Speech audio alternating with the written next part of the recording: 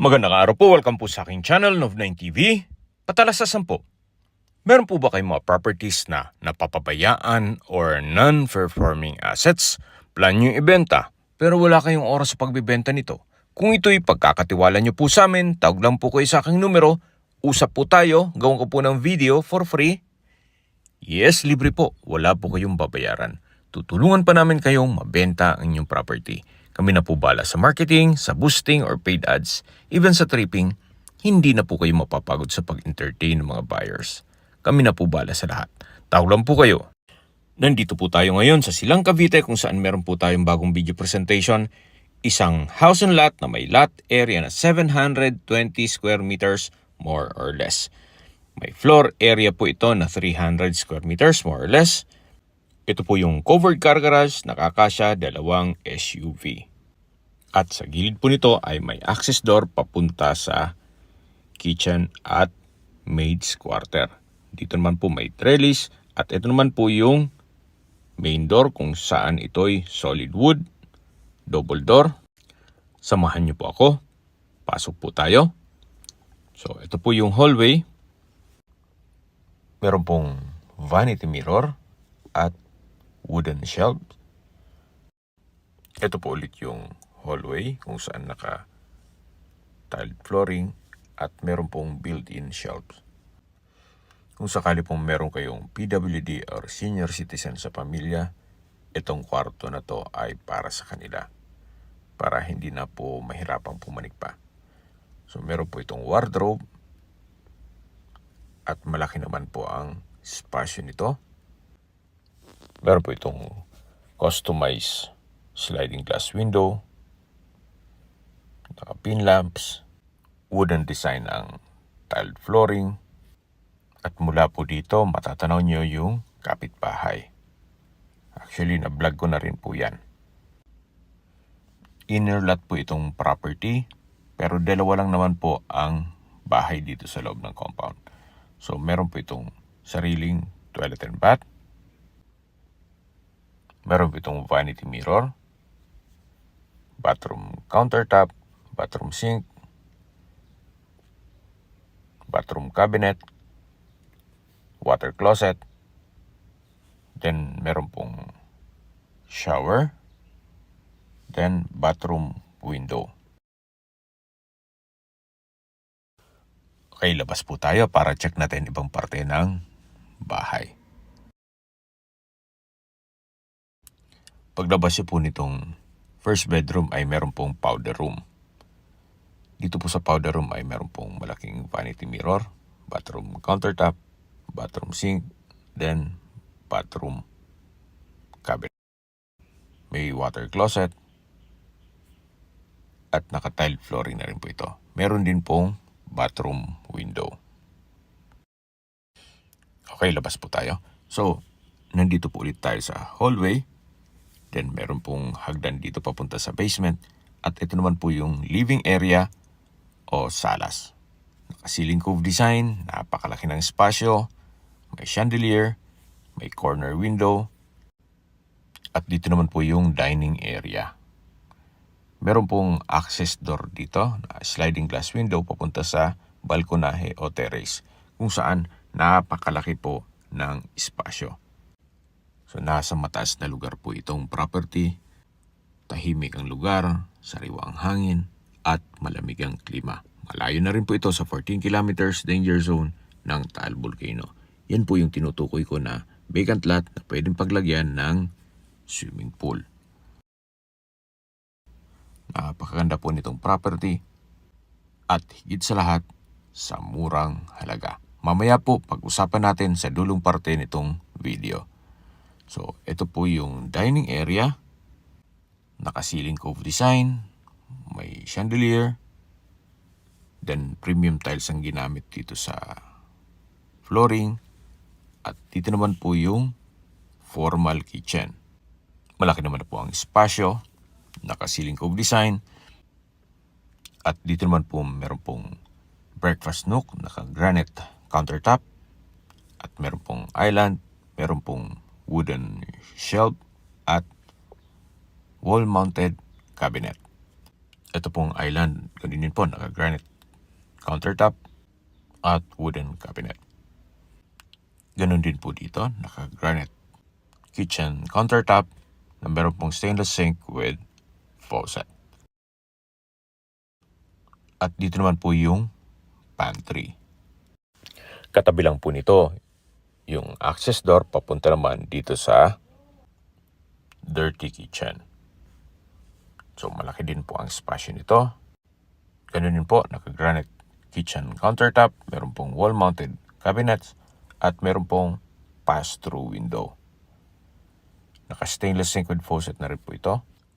Meron pong mga storage ng kitchen utensils sa baba. Ito pong blue na pintuan ay papunta yan sa gilid ng bahay o yung setback. At ito naman po yung maid's quarter. Sa spasyo, sakto lang. Meron po itong wardrobe at meron pong toilet and bath na sharing sila or Jack and Jill. So, kompleto na rin po dito. Maayos naman ng toilet fixtures, naka-tile bathroom wall, at dito naman po yung kabilang kwarto kung saan malaki naman ang spasyo, may wardrobe, high ceiling, okay naman ang pintura, at meron pong sliding glass window. Ito naman po yung access door papunta dito sa garahe o covered car garage. Pasok po ulit tayo dito sa loob. So ito po yung dirty kitchen, ito po yung color blue na pintuan. Ito po yung setback na may hagdan, papunta naman sa basement at likod ng bahay. Yung tinutukoy ko po na pwedeng paglagyan ng swimming pool. Ito po ulit yung dirty kitchen, yung formal kitchen, at matatanong natin yung dining area. Yun naman po yung living area o salas. Meron pong hagdan dito papunta sa basement. Meron pong pendant lamp, then staircase window, nag-serves as natural sunlight. So ito pong hagdan ay naka-wooden staircase at handrail. Then metal railing. So pababa po tayo, samahan niyo po ako. Then dito naman po ay meron pong under-stair storage. Ito naman po yung hallway papunta sa mga kwarto. Meron pong built-in wooden shelves and drawers and built-in cabinet. So ito po yung first bedroom. Malaki naman ang spasyo. May pin lamps, may sliding glass window, at may nakaabang na rin para sa window type aircon. Meron din po itong dresser, wardrobe, at naka-Korean blinds na rin ang window. Ito po ulit yung hallway, at dito naman po yung master's bedroom. Napakalaki po ng spasyo. Wooden design ng tile flooring, may pin lamps ang ceiling. Meron din po itong dresser, then drawer, wall-mounted cabinet, at meron pong sariling toilet and bath. Meron po itong wardrobe, from floor to ceiling po yan. Napakalaki po ng spasyo nitong toilet and bath. At ganun din po dito sa kabilang side, may wardrobe din. May malaking vanity mirror, bathroom countertop, at cabinet. Then dito naman po, meron pong shelves and drawers. Hanggang dito po na maximize nila ang spasyo. So napaganda po ng floor plan nito. So meron pong shower enclosure, at ito yung naka-tiled bathroom wall. Dito naman sa kabila, yung water closet, ganun din po. Ito yung naka-tile bathroom wall at may bathroom window. Okay, labas po tayo. So, yan po, tunghayan niyo po ulit itong bedroom, napakalaki. At dito naman po yung hallway. Ito naman po yung pangatlong kwarto dito sa baba. Naka-wooden design ng tile flooring, malaki ang espasyo, may pin lamps, may sliding glass window. Meron din po itong wardrobe at may sariling toilet and bath. Meron pong bathroom countertop, vanity mirror, bathroom cabinet, may isang toilet fixtures at naka-tile bathroom wall. Meron din po itong bathroom window. Okay, labas po tayo. So, ito po ulit yung hallway. At ito naman po yung lanay.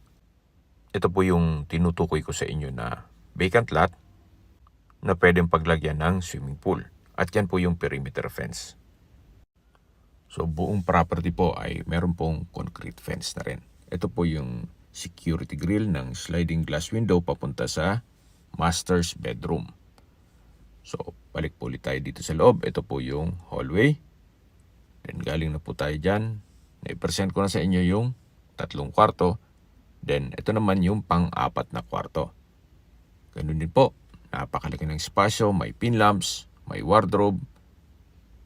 Meron rin pong abang para sa window type aircon. May wooden shelf. At naka-Korean blinds na rin po ang sliding glass window.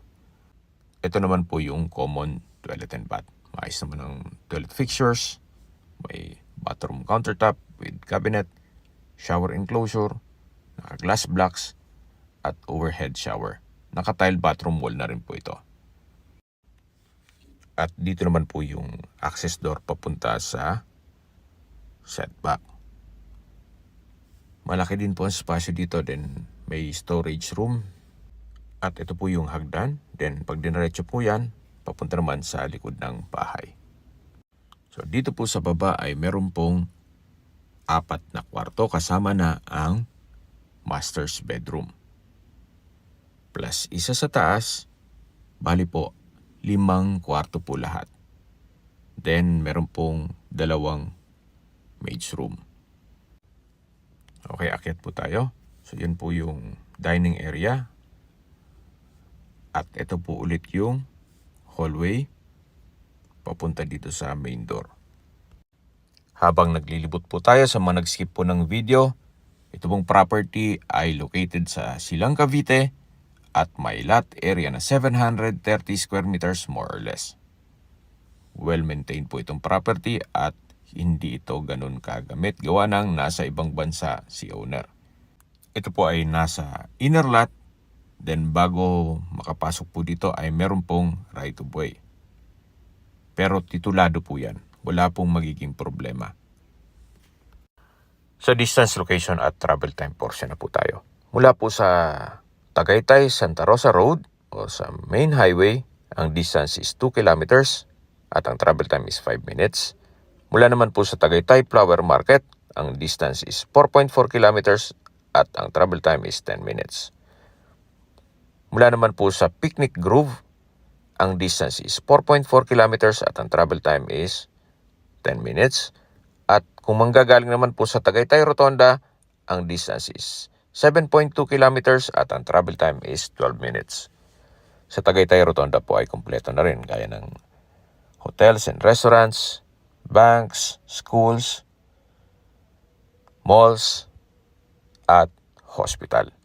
Yan po yung lagi kong binabanggit sa aking video sa paghanap ng property na dapat nyo i-consider yung may malapit na hospital. Hindi ko naman po sinasabing sakitin kayo.